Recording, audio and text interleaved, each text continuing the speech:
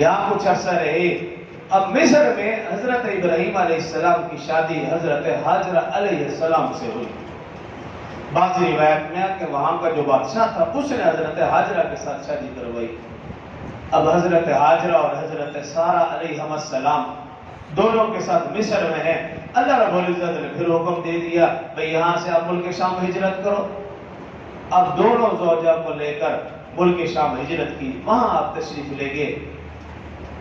اور پھر اللہ رب العزت کو حکم ہوا کہ حضرت سارہ کو یہاں بساؤ.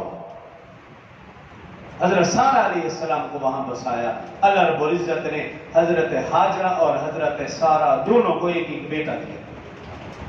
حضرت سارہ علیہ السلام کو بیٹا دیا.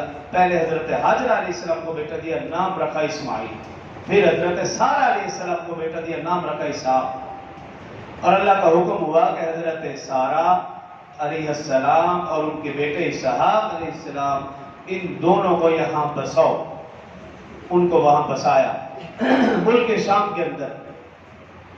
روایات میں ہے, ضعیف روایت میں یہ ہے کہ حضرت سارہ علیہ السلام کے بیٹے اسحاق علیہ السلام کے بیٹے یعقوب کے بیٹے یوسف سے لے کر عیسیٰ تک, ضعیف روایت میں یہ ہے کہ 70,000 انبیاء اللہ نے ملک شام میں مبعوث فرمائے. لیکن مستند روایت میں یہ ہے کہ 40,000 کے قریب اللہ پاک نے انبیاء کرام مبعوث فرمائے جو ملک شام اور اس کے ارد گرد کے علاقوں میں رہنے والے تھے.